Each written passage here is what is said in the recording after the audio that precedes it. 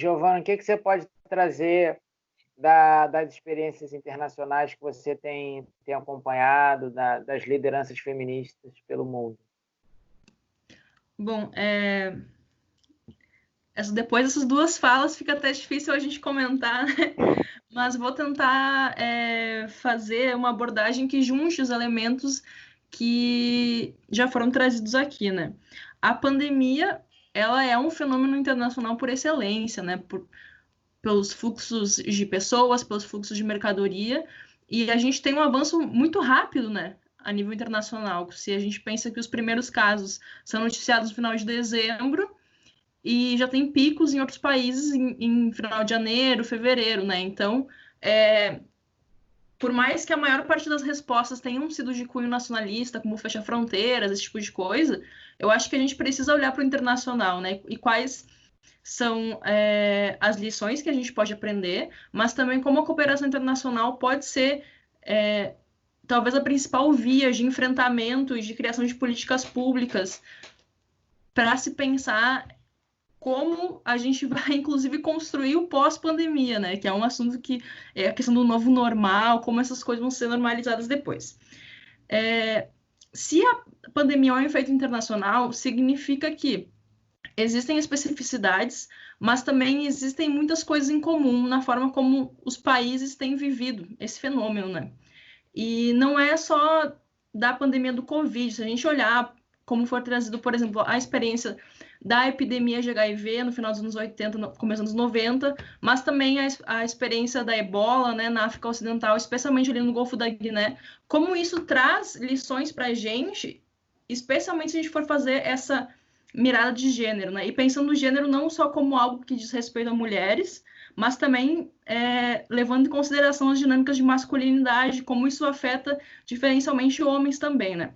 Porque quando a gente fala em que políticas públicas precisam ser feitas com uma sensibilidade de gênero, é levar essas coisas em consideração, né? Que tem esse tipo de especificidade.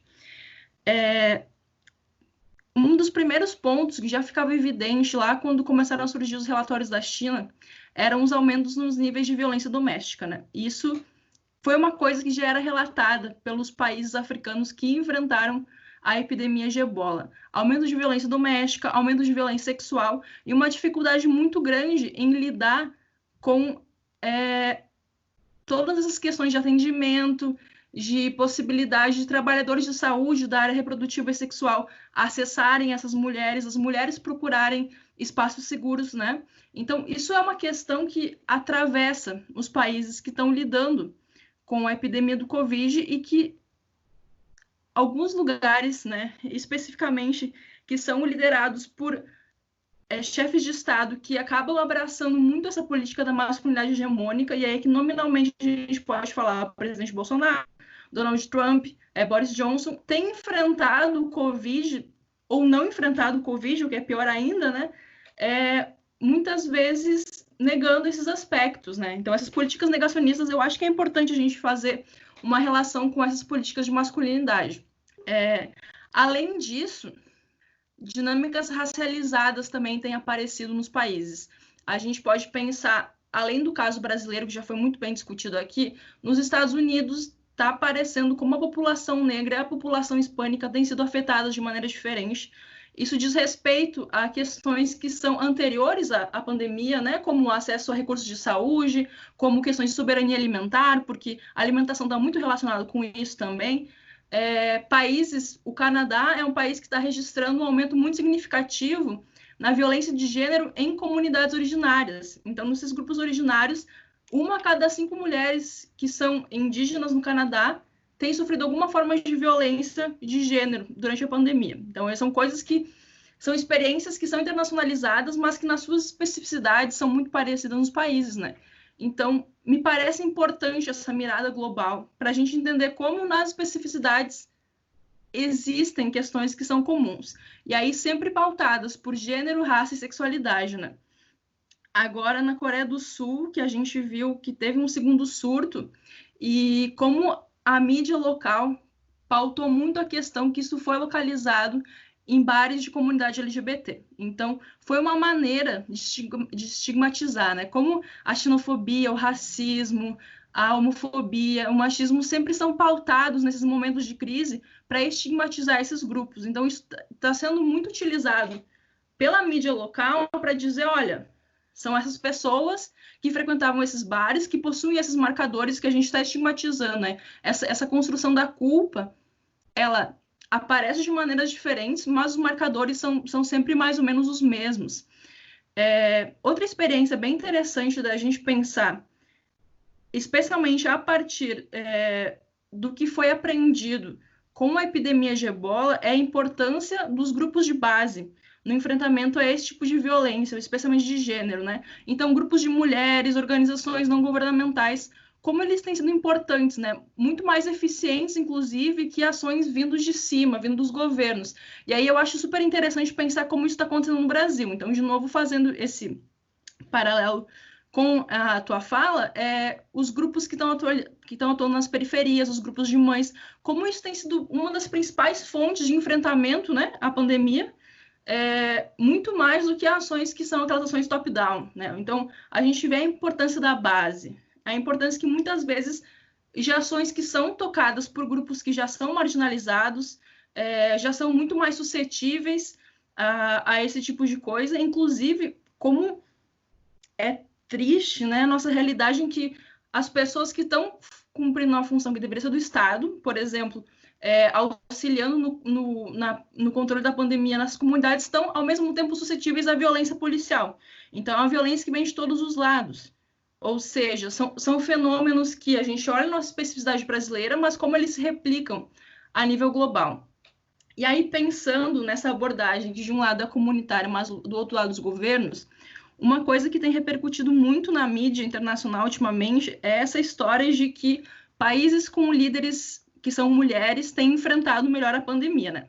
E aí a gente pode olhar isso por duas maneiras. Primeiro, a gente pode adotar aquele olhar mais essencialista, que está muito relacionado a políticas que pensam a pacificidade das mulheres, aquela questão da maternidade pacífica, né? E aí a gente vai ter, inclusive, como você citou no começo, a gente tem que pensar os feminismos, né? A gente tem feminismos que são vertentes que têm uma abordagem mais essencialista, por assim dizer, né, dos comportamentos femininos e que ligam muito essa socialização das mulheres para a maternidade com comportamentos que seriam mais pacíficos ou comportamentos mais voltados para o cuidado.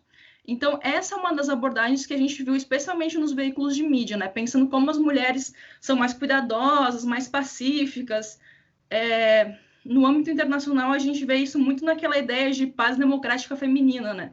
Se a gente tivesse mais países liderados por mulheres, talvez a gente teria menos guerras, menos conflitos, né? Isso é uma essencialização de comportamentos. Isso inclusive, é uma abordagem bem perigosa de se fazer, né? Eu, particularmente, não gosto dessa abordagem, não me vinculo a ela, prefiro ver por outro lado, né? Que é muito o que a Sônia já deu uma pincelada, que na verdade, se tratam de países que têm uma estrutura anterior, que têm uma estrutura de bem-estar social mais desenvolvida, e o fato da gente ter essas líderes que são mulheres é muito mais um resultado desses sistemas do que simplesmente do fato de elas serem mulheres, certo?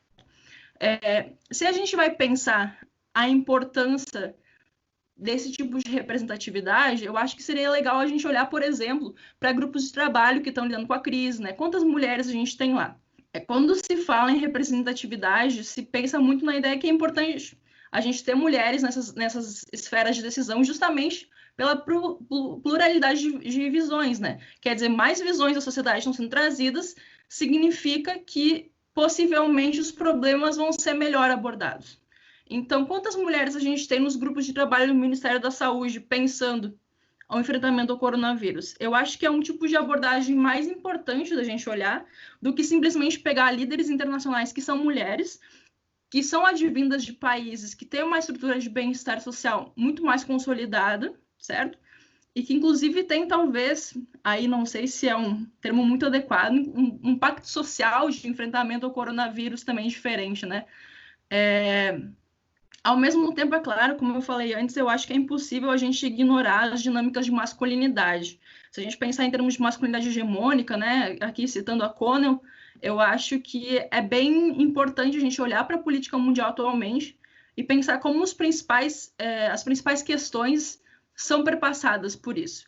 Então, se a gente pensar avanço da direita radical e como isso está ligado a esses governos que têm uma resposta um pouco mais deficitária, sendo bem generosa, inclusive, como isso também está ligado a dinâmicas de masculinidade hegemônica, que é uma masculinidade heterossexual, branca, viril, violenta. Então, não simplesmente em termos de ser homem ou mulher, mas como esses valores são agregados. Me parece que esse debate seria muito mais frutífero de que dizer, olha, aqui tem uma mulher no comando, então as coisas, obviamente, estão saindo melhor do que em outros lugares, né?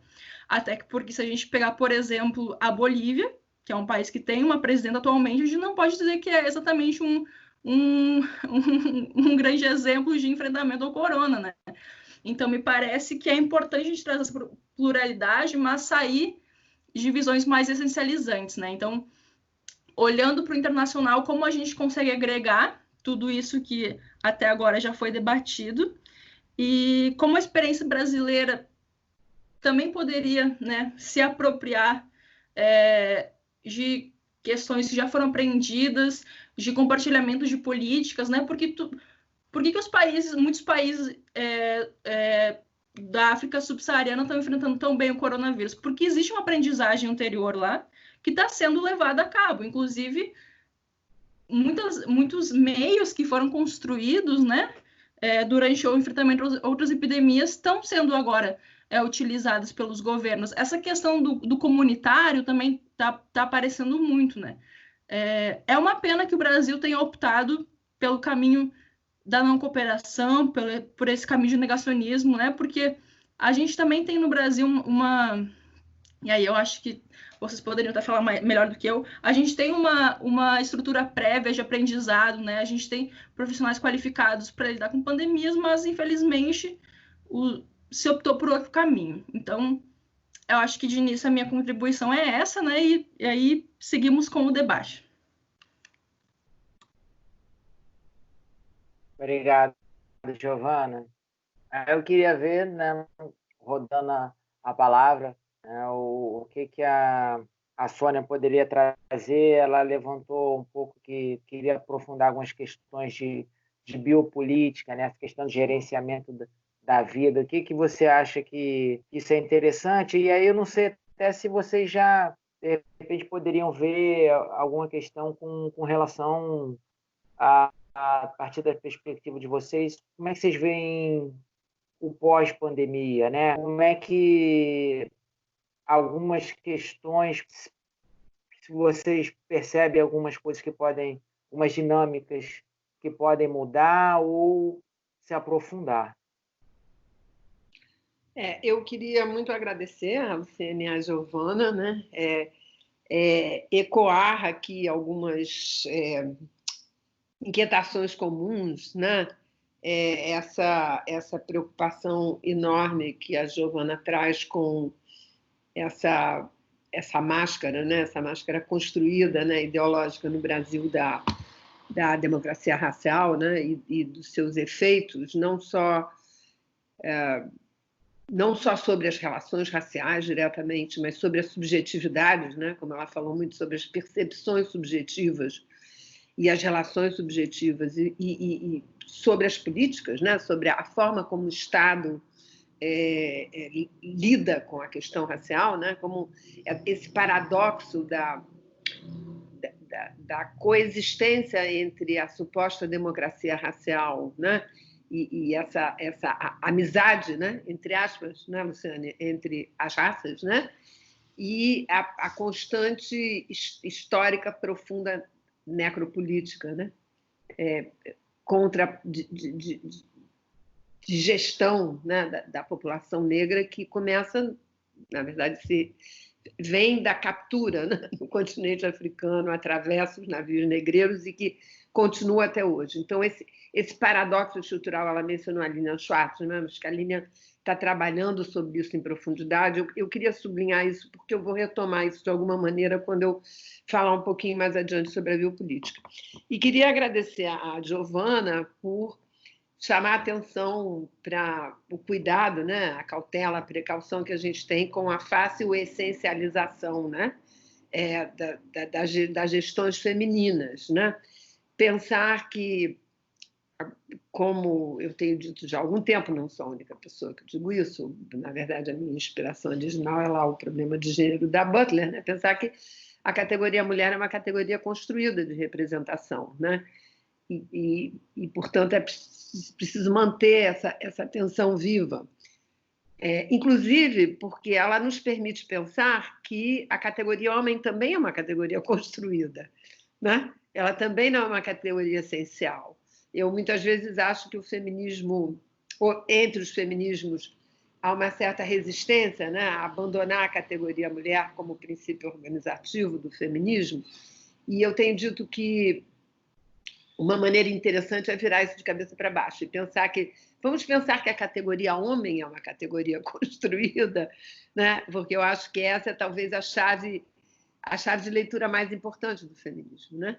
Que é de transformar as relações de poder. Portanto, quando a gente fala gênero, a gente está falando fundamentalmente de poder, como quando fala raça também está falando de poder, né? O meu olhar sobre essas questões, inspirada pela Mara Viveiros, né?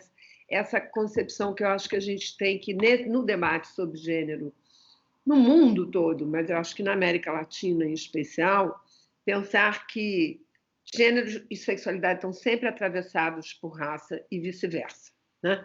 Raça está sempre atravessada por gênero e sexualidade, quer dizer, num certo sentido, manter isso vivo e lembrar que quando você fala raça, você está falando de gênero e sexualidade, quando você fala gênero, você está falando, e sexualidade, você está falando raça, como dimensões fundamentais, exatamente do que se tornou a biopolítica, né? Que são as dinâmicas de reprodução, né, biológica das sociedades, né? Estão atravessadas por esses sistemas, né, digamos, de ordenamento e hierarquização.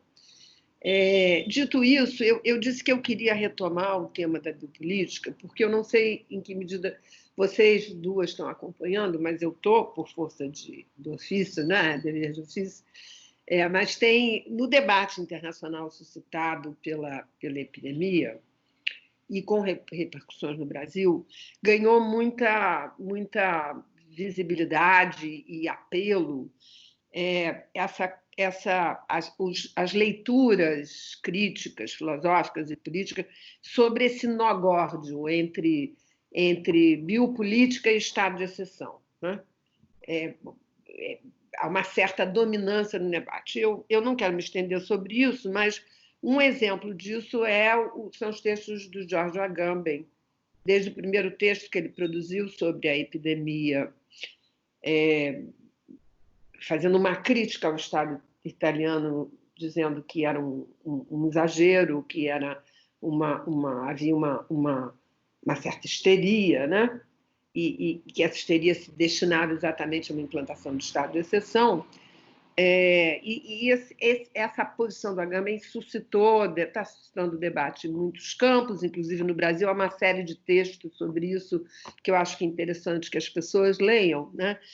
E eu mesma acho que há problemas na posição do Agamben, mas eu acho que não é possível a gente abandonar por completo esse entendimento do nó górdio, disso que eu chamo beco sem saída, da correlação entre biopolítica e potencial estado de exceção, né? Porque aqui a gente volta sempre para o que alguns autores que a mim são muito caros, né?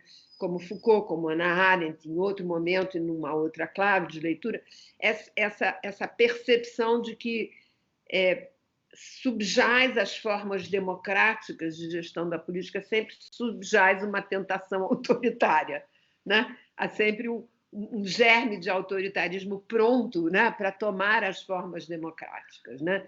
Eu acho que perder isso de vista não é produtivo. Então, eu acho que é interessante manter essa tensão viva, inclusive porque o próprio Foucault falava disso, né? Tem um texto clássico dele no A Sociedade Precisa Ser Defendida, Society Must Be Defended, que são as aulas que precedem a história da sexualidade, onde ele diz isso, né?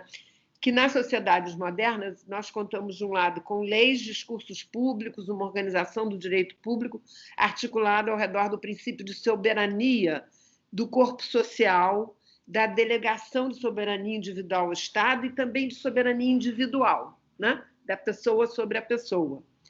E, de outro lado, temos essa malha apertada de coerções disciplinares, que é o que garante a coesão do corpo social. Essa malha não pode ser traduzida em direitos, mas essas duas formações operam em conjuntos. É entre esses dois limites, né, entre essas duas formações, que está situada a nossa potencial liberdade. Eu tenho voltado muitas vezes esse texto do Foucault, né, porque ele se pergunta em que medida os direitos podem ou não ser um atalho, entendeu, para romper essa lógica disciplinar da biopolítica. Eu acho que a gente tem que manter essa pergunta aberta, sem tentar esgotá-la, nem para um lado, nem para o outro, né? E por isso eu tenho já alguns anos, desde que a gente escreveu um livro sobre, que lamentavelmente não foi traduzido, mas se o programa quiser eu posso mandar uma versão em PDF, está em inglês, mas sobre sexualidade, saúde e direitos humanos, onde a gente explora, né, esse paradoxo de alguma maneira. E eu queria dizer aqui nesse debate, porque o tema, como disse você e como disse a Giovana, a dimensão internacional, né, a dimensão da cooperação possível, da interrelacionalidade, da interdependência global, transnacional, é tão importante nesse momento da crise, e os direitos humanos têm um lugar muito especial, né, nessa conformação, nessa configuração. Então, o que me ajuda sempre a não ficar totalmente paralisada diante desse nó górdio, porque esse nó górdio é muito paralisante, porque bom, então, se é assim, né, se essa trama tão apertada, né, do disciplinamento, da gestão das populações, da decisão de quem morre e quem não morre, ela é tão poderosa que não há nada a fazer, você tem uma sensação de paralisia política, né? Que não é muito produtiva, né?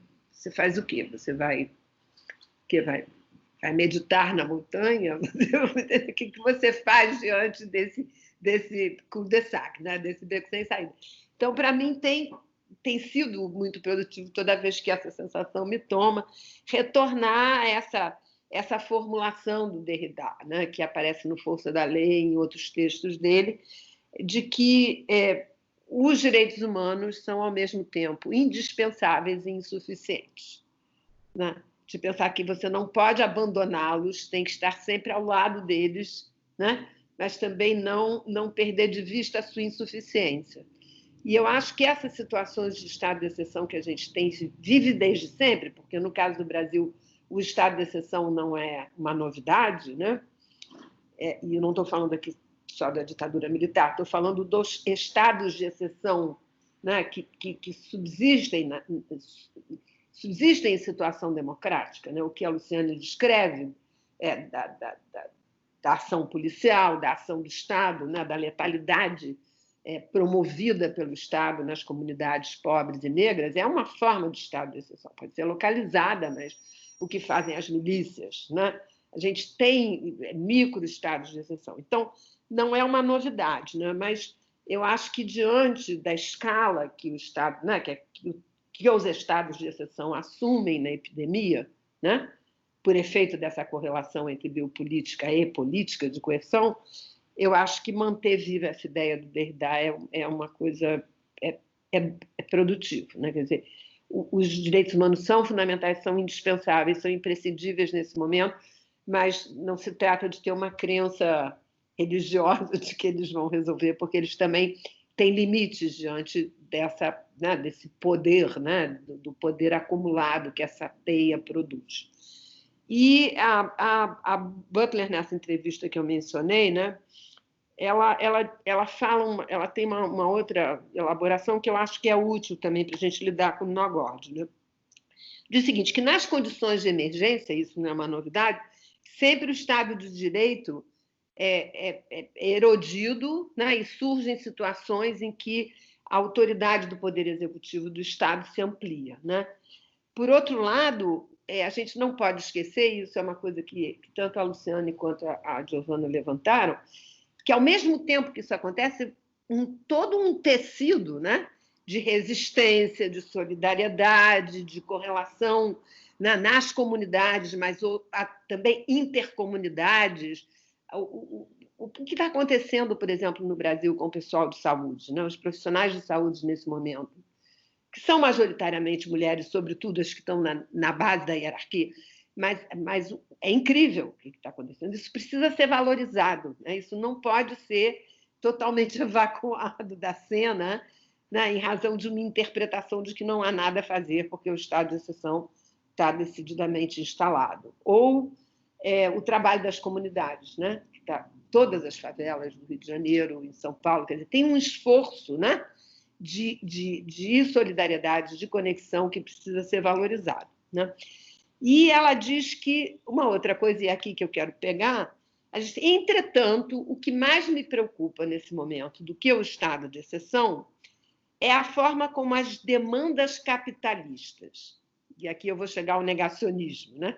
As demandas negacionistas, dos líderes negacionistas, para reabrir a economia, né, em nome da economia, da abertura da economia, admite a possibilidade de que as pessoas vão morrer, né? A ideia da imunidade do rebanho, né? Você deixa todo mundo se contaminar e vão morrer. Quem tiver que morrer, vai morrer, né?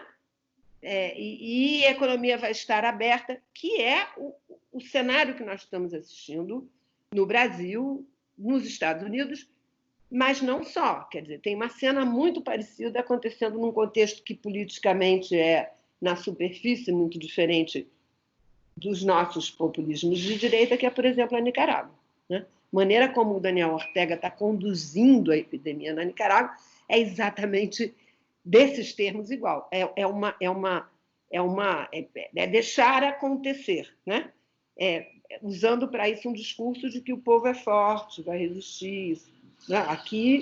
Lá é porque é um povo revolucionário, entre aspas. Aqui é porque é um povo capaz de viver no esgoto e sobreviver, né? Eu acho que isso é a coisa mais abjeta que a gente ouviu dos poderes constituídos nesses últimos tempos. É uma coisa ignóbil, entendeu? Que um presidente diga que não vamos tomar nenhuma medida de contenção porque o povo brasileiro é forte. E ele é forte porque ele é capaz de viver no esgoto e sobreviver. Isso é de uma indignidade, de um racismo, de uma produção de subalternidade, né, Luciane? De uma maneira que é inaceitável. Eu acho que a gente tinha que fazer alguma coisa com relação a essa frase ignóbil, né?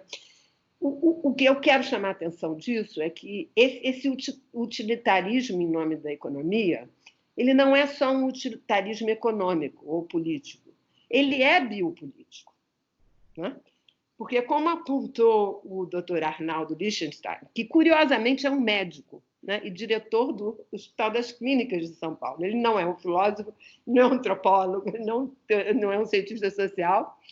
Ele chamou a atenção para o fato de que essa lógica é uma lógica neodarwinista, é uma lógica cruzada e inspirada pelo pensamento eugênico do século XIX.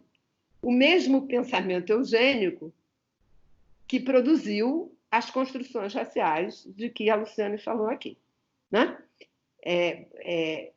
Você lê Spengler no século XIX, é isso, é a sobrevivência do mais forte, né? O neodarwinismo social, político, ideológico do século XIX tem muitas vertentes, né? Uma delas é a eugenia clássica, mas você tem essa que é de que o Estado deve tomar medidas para purificar as populações, né? Higienizar as populações, branquear as populações, como foi no caso do Brasil. Mas você tem outras vertentes que são as vertentes de deixar a natureza solta, né? A natureza por si própria, né? Numa leitura muito simplista, esquemática de Darwin, vai resolver o problema, vão sobreviver os mais fortes, né?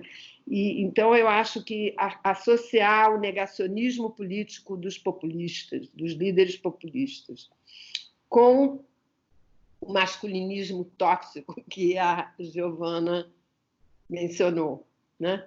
E com essa dimensão biopolítica neodarwinista, né? Eugênica. Eu acho que é uma leitura que a gente precisaria fazer e ampliar, sobretudo no contexto brasileiro nesse momento, porque aqui, além, e nos Estados Unidos também, né? Mas aqui virou e está acontecendo na Índia também, aqui além da propaganda da cloroquina, né? A cloroquina virou uma política pública, né? E a cloroquina é uma medicação, não é só que ela foi condenada pelas pesquisas, agora pelo OMS, ela coloca a população em mais risco, né? As pessoas que têm problemas cardíacos, que têm problemas de hipertensão, que são a maioria da população, né? E uma boa parte dessa população é negra, né, Luciane? Tem uma prevalência importante, né, de problemas cardíacos e hipertensivos na população negra. A distribuição desgraçada de cloroquina é quase que um adicional científico, né? Entre aspas, né, para essa lógica darwinista de eliminação dos fracos, dos indesejáveis, porque ficaremos só com os mais fortes, né? Entre aspas, que vão poder tocar a economia, né? Então, eu queria, não é um tom muito otimista, digamos, mas eu acho que a gente precisaria fazer essa leitura do negacionismo, da correlação entre darwinismo e eugenia e negacionismo de uma maneira mais contundente no Brasil, a partir de agora. Ok, muito obrigado, Sônia.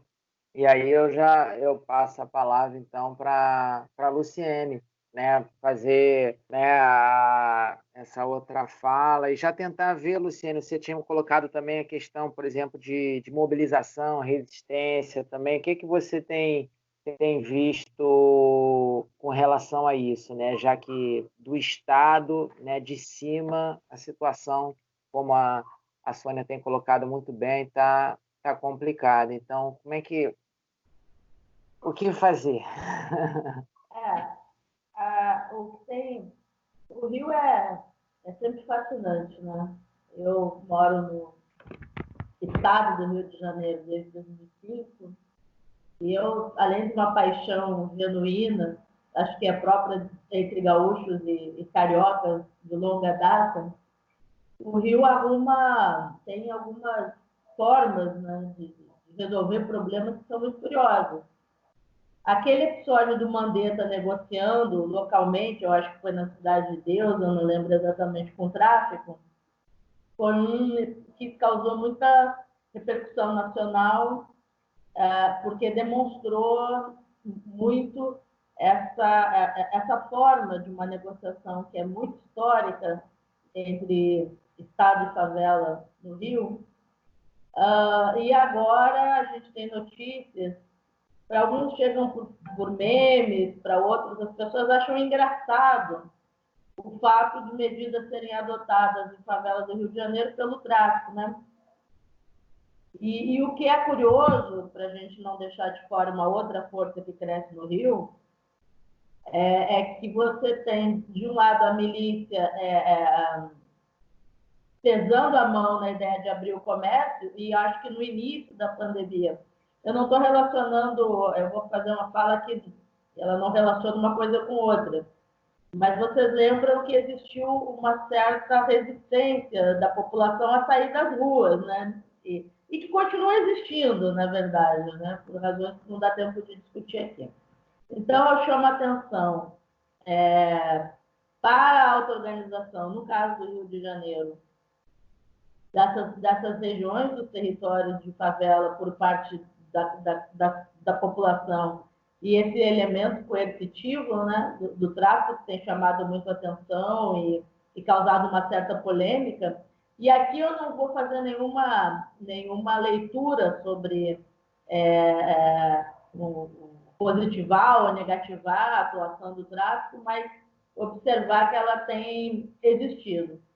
Por outro lado, o que nós temos visto também, e ontem a Duércio fez uma live sobre a atuação dos enfermeiros em linhas de... agentes da saúde, né, no Rio de Janeiro, de uma forma geral.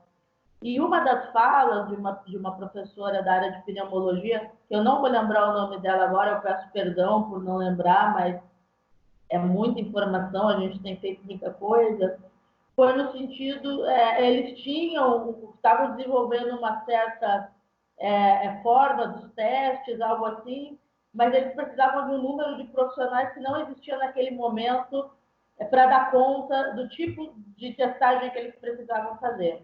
Ela lançou um apelo nas redes e ela disse que em menos de 24 horas apareceram profissionais da saúde com conhecimento naquela área que se integraram ao projeto.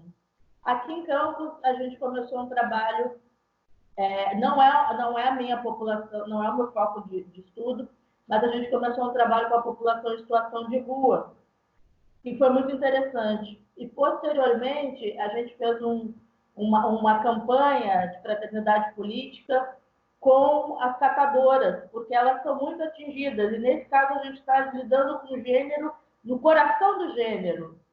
Aqui foram 79 catadoras atingidas, todas elas com filhos e famílias numerosas, mulheres de sua, vamos dizer, 80% dessas 79 trabalhadoras com material reciclado eram pessoas do que nós consideramos no Brasil negro, preto, né, não branco, como eu tinha falado anteriormente, e que vivem em campos desse trabalho que não vai continuar nesse momento da pandemia.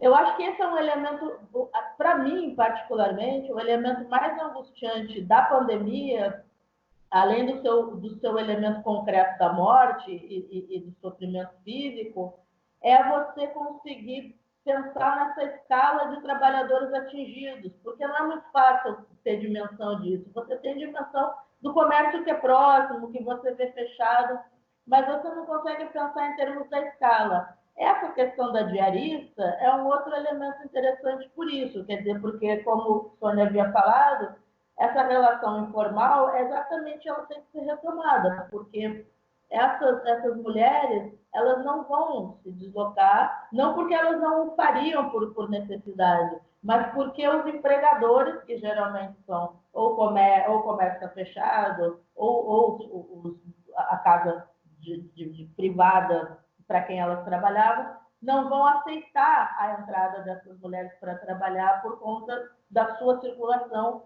em ônibus. E aí eu tenho visto muitas formas de organização que têm sido da própria sociedade civil. E o incrível, ao menos aqui em Campos, que é uma cidade muito rica, ao menos tem muitos royalties do petróleo, mas ela não é muito bem resolvida nos termos da desigualdade, voltando um protagonismo da Igreja Católica. Quer dizer, a gente já tinha avançado em algumas políticas públicas de assistência social que retrocedem nos últimos governos, e aí você volta a um quadro meio da década de 90, que é uma espécie de voluntarismo. Isso não é bom, porque a resistência à pandemia, ela não pode se dar em bases divinas, porque nada contra, não é uma questão de religião no sentido de que você não deve acreditar em Deus, ou não quero ferir a crença de ninguém. Mas você precisa, nesse momento, ter certeza de que a gente precisa avançar na ciência. E me preocupa muito que algumas pessoas, a gente está falando aqui desse governo, mas eu não estou falando só do governo no sentido macro, mas eu estou falando das pessoas que nós convivemos diariamente, acreditem que são imunes por uma filiação religiosa ou divina, porque esse tipo de discurso é impermeável ao que a gente está fazendo aqui. Agora, aqui, a gente teve o falecimento de um parlamentar conhecido, que é o Gil, que eu não sei se ele é campista, mas ele a residência, né, eleitoral dele é muito ligada a Campos. E aí eu tenho que usar esse discurso com o motorista do Uber, porque ele me disse que quando chega a hora não adianta. E aí você diz, não, mas a gente está no meio de uma pandemia. Ou seja, a nossa capacidade de informar e quebrar, tem um texto do professor Jean-François Veran sobre o sofrimento, que eu acho que também é com a questão do ebola, onde ele fala de como foi necessário você dialogar com a crença religiosa das pessoas para que você avançasse na ajuda humanitária. E eu acho que essa é uma discussão interessante entre antropologia e direitos humanos, que é uma discussão que eu não entro de jeito nenhum, eu não sou antropóloga, não saberia fazer nem resolver. Mas é quando você tem uma cultura específica, como que talvez uma linguagem universalista dos direitos humanos ela seja violenta, se a pessoa carrega o seu orixá. Essa é uma discussão muito importante sobre a revolta da vacina, né? Porque tinha uma discussão ali que dialogava com o Omolu e como a população acredita que ela tem outras formas de cura. Eu escrevi um texto sobre isso, onde eu falo exatamente que em um país que teve por um século benzedeiras, Dr. Frites, terreiros de candomblé, simpatias e santos católicos populares como os médicos dessa nação, agora nós vamos querer enfiar uma linguagem médica, porque se você for trabalhar dentro de uma favela com por exemplo, reprodução, sexualidade, o termo pênis já vai te localizar no lugar de distância, você já perdeu a juventude ali. Você já perdeu as meninas que você vai discutir o uso da camisinha e do anticoncepcional, porque você falou pênis. Como assim, tia? Que papo é esse? Aí você vai ter que usar os termos da linguagem corrente. E eu acredito que esse é um grande desafio. Como que nós produzimos uma linguagem que não violente as pessoas e não as chame de ignorantes, porque elas acreditam que têm simpatias para uma série de doenças e que elas têm imunidade que elas constroem com base em muitas crenças que, lamentavelmente, a forma como a ciência se estabelece tardiamente no Brasil, a gente sabe das missões francesas, da própria USP, com muito recentes, como nós vamos fazer uma linguagem científica para uma população que está agora na Baixada Fluminense, nas regiões de Bangu, de Campo Grande, e que chegou até aos 40 anos, quer dizer, tem filhos, se reproduziu, tem uma casa, e como que nós vamos dizer para essa população que ela não sabe sobre cuidado? É muito estranho isso. Como que você diz que você tem que entender que eu tenho uma verdade que é diferente, que é outra verdade que você não conhece? Então, o problema da população a atender a pandemia no Brasil não é um problema de ignorância, é um problema exatamente que dialoga com as formas como ela solucionou o seu acesso médico. E vamos dizer que para a classe média não está melhor. Quem tem plano de saúde também está vivendo os mesmos problemas em relação ao acesso aos médicos no país. Então, é muito a resistência da qual a gente fala, é esses lugares das pessoas que são os mediadores locais, ou seja, que estão lá no chão, que não, né, no quilombo, nas regiões, nos assentamentos, nas regiões periféricas, e que conseguem produzir um diálogo que diga, olha só, você fica em casa, cara, você não pode sair, mas é o que se chama classicamente do papo reto. Porque essas pessoas já têm uma vida muito acelerada para que você venha com discursos de autoridade que não vão ser bem aceitos. Isso é muito próprio, ao menos no caso do Rio de Janeiro, eu percebo como muito concreto na vida das pessoas. Eu não sei em São Paulo, eu não pesquiso periferia em São Paulo ainda, é um projeto que eu tenho, tentar entender a questão dos bailes funk lá, mas o que eu sei é que a forma da resistência no Rio de Janeiro, ela acontece muito no encontro, desde sempre. E aí eu vou terminar minha fala. Desde o encontro entre esquerda e favela para a necessidade de saneamento de regiões como na Maré, o encontro entre teologia da libertação e operários para a construção de discursos de reivindicação de direitos, mas esse encontro não é um encontro onde um se torna o outro, é um encontro, e eu tive muito problema na minha tese, porque eu concordava tanto com as pessoas que eu entrevistava, que eu dizia que eu aderia ao discurso nativo. Mas é claro, como diz o meu amigo Francisco Marcelo da Maria, vocês estão há 20 anos aqui nos pesquisando, é claro que vocês falaram tanto conosco que em algum momento o morador de favela ele tem uma reflexão sobre política, sobre milícia, sobre polícia, sobre tudo, com um nível de argumentação e profundidade e crítico muito grande, muito grande. Ou seja, o problema ali da resistência é que você precisa das condições mínimas de saneamento, de retirada de lixo para que essas pessoas tenham saúde. E eu acho que isso tem acontecido muito em regiões de São Paulo também, de auto-organização. Aliás, eu acho que as formas de auto-organização são talvez o único elemento positivo para a gente observar uma resposta à pandemia. É como a Giovana falou, como os bairros e como as comunidades se organizam para a cesta básica, para levar o médico, para pegar um carro que vai fazer as compras, pessoas que estão saindo por idosos, e você tem muitos idosos nas favelas do Rio de Janeiro que nunca saem, então não vão agora também, não vão sair, né, porque ficam às vezes em situações até complicadas em relação à idade e o local que ocupam, em lugares como a Rocinha, que é muito íngreme, a parte mais alta, ou seja, formas de solidariedade que podem se transformar em uma solidariedade política.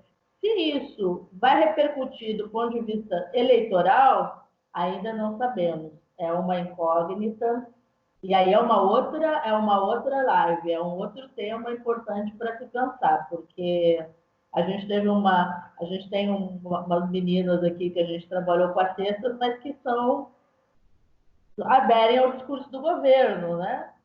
Aí você tem que fazer todo um trabalho, porque são pessoas que estavam repassando fake news sobre a abertura do comércio. É uma disputa mesmo, e é uma disputa difícil para os intelectuais, porque a nossa vivência cotidiana é muito dentro da universidade, é muito restrita a um tipo de deslocamento. E se você não ouvir as ruas, você não consegue dialogar com as ruas. Terminei. Tá certo, Luciene. Muito obrigado pelos seus pontos. E também vou pedir, então, as reflexões finais da Giovana, o que ela tem enxergado aí no plano internacional, no multilateralismo, né, para a gente continuar sempre fazendo esse corte transversal. Então, eu queria dialogar com algumas coisas que a Luciene e a Sônia trouxeram, começando por esse debate da biopolítica e do estado de exceção, né, que eu acho que é super importante. Meus alunos gostam muito de trabalhar com necropolítica, né, que foi trazido pela Luciene também, como esse termo se popularizou. Eu acho que é uma contribuição interessante que o Mbambe faz, mas o problema é que as pessoas abandonaram um pouco o estudo da biopolítica, né? E aí a gente vai ter um problema bem grande para pensar o tal do novo normal pós-pandemia, né? Porque se a gente olha as imagens que estão sendo produzidas, por exemplo, na China, eu acho essa imagem das crianças voltando à aula agora super interessante, porque aquilo é a política, né? O controle dos corpos, todos aqueles processos que elas têm que cumprir, o debate sobre as tecnologias de vigilância também. Então, como a biopolítica vai ser um fator central para a gente pensar a reestruturação do mundo pós-pandemia? Eu acho que é super importante a gente trazer esse debate, que é um debate intelectual, mas que é um debate militante, então, em todas as suas esferas. E aí, o que eu gosto, não necessariamente sobre a necropolítica, mas sobre o que é fazendo uma ponte com o que a Sônia colocou na sua última fala. Essa ideia do neoliberalismo que precisa que o outro morra para ele poder se desenvolver.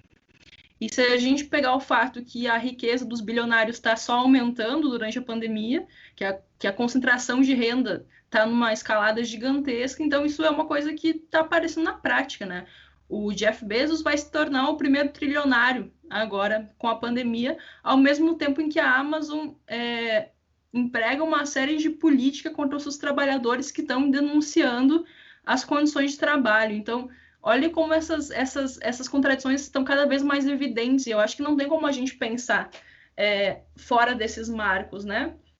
Até porque o que estrutura, então, aí no avanço do necroliberalismo, na biopolítica, quem é que vai morrer, né? Quem é que pode morrer?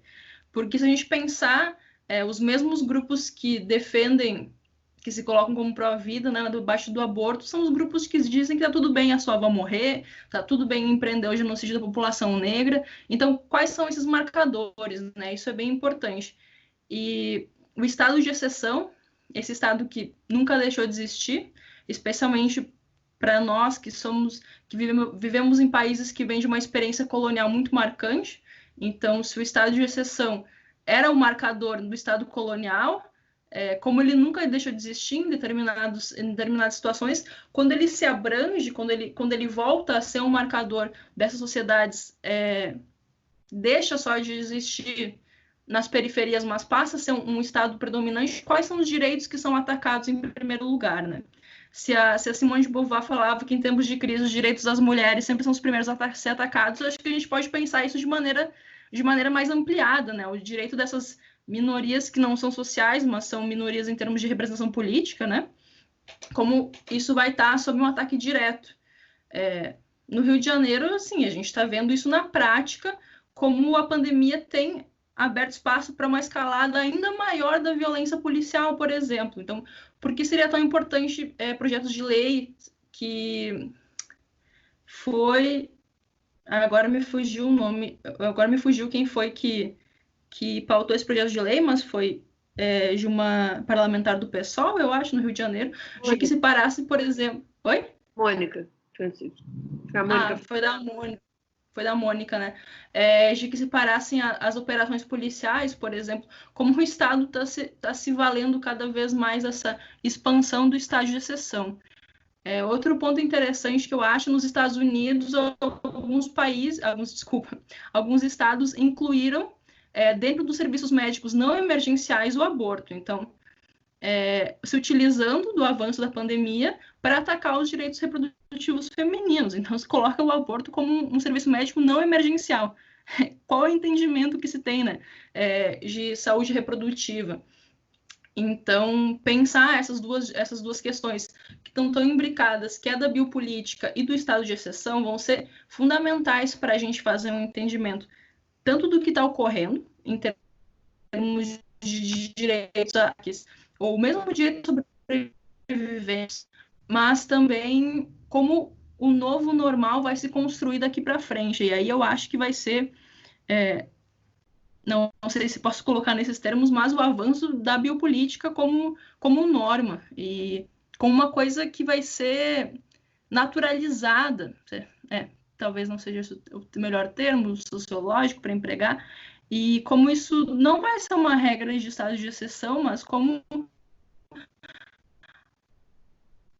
as próprias biopoderes, né? Então a gente tem as grandes empresas que têm acesso a todos os nossos dados, as nossas preferências, sabe-se lá para onde elas vendem esse tipo de informação, porque o debate que é feito sobre o controle do Estado, ele também tem que ser pensado sobre grupos paraestatais e empresas, se a gente for pensar no sul global, né? Porque existem países que, enfim, não tem nem dinheiro para comprar aparatos de inteligência, esse tipo de coisa, mas empresas privadas, grupos paraestatais, como essas formas de controle da vida vão ser, inclusive, cada vez mais legitimadas pelas próprias pessoas, né? Pensando isso como uma alternativa mesmo de sobrevivência. Então, são esses dois debates centrais para a gente fazer daqui para frente, pensando tanto as explicações das dinâmicas da epidemia como a construção do novo normal. Tá certo. Obrigado, Giovana.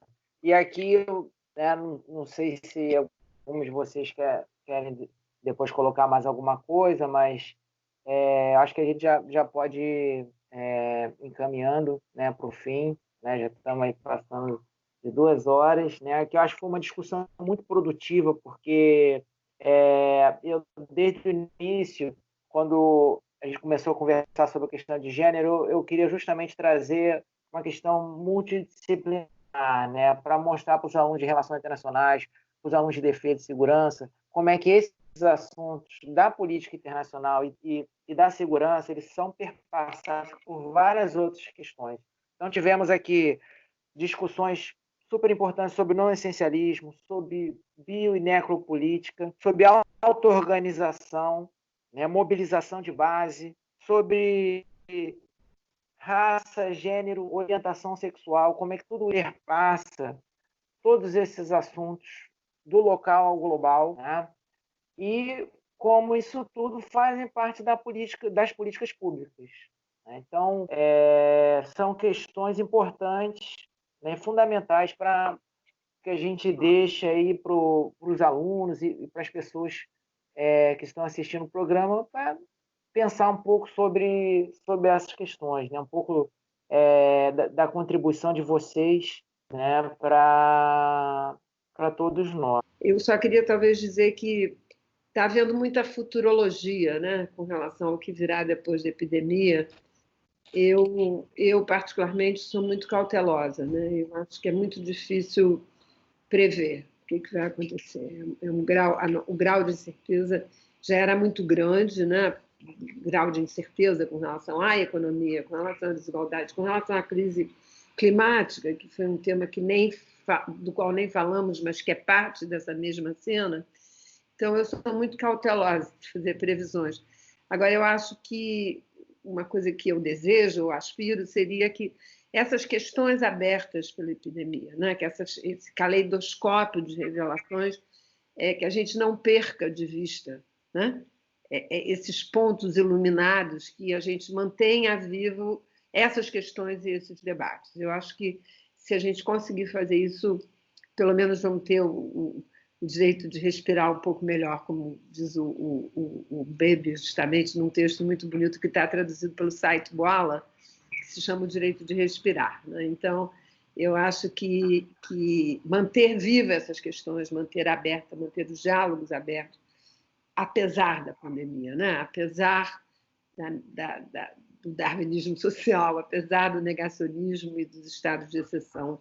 Eu acho que é um pouco a mensagem que eu queria deixar. Eu queria fazer uma defesa da universidade pública nesse momento, das instituições como a Fiocruz, como as instituições todas de pesquisa, porque eu acho que um dos ataques, ele não é recente, mas um dos ataques mais pesados que a gente tem sofrido, ele está nesse governo, né?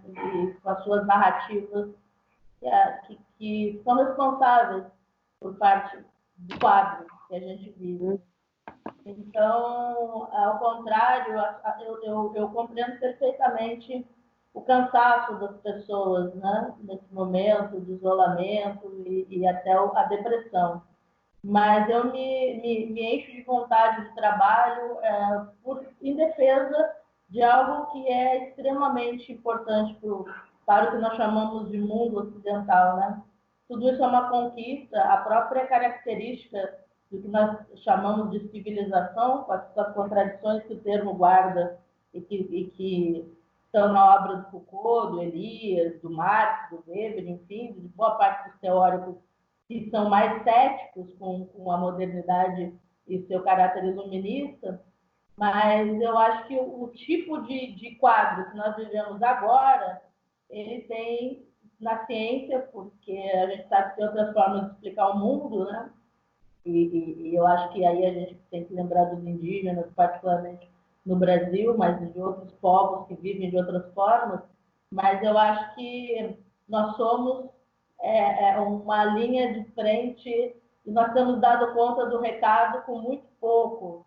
Então, tem gente fazendo respiradores na Paraíba, tem gente na linha de frente do Pedro Ernesto nesse momento, e são pessoas que estão sendo incansáveis, e isso é muito comovente do ponto de vista da aventura humana, né? Do que significa a aventura humana na sua essência.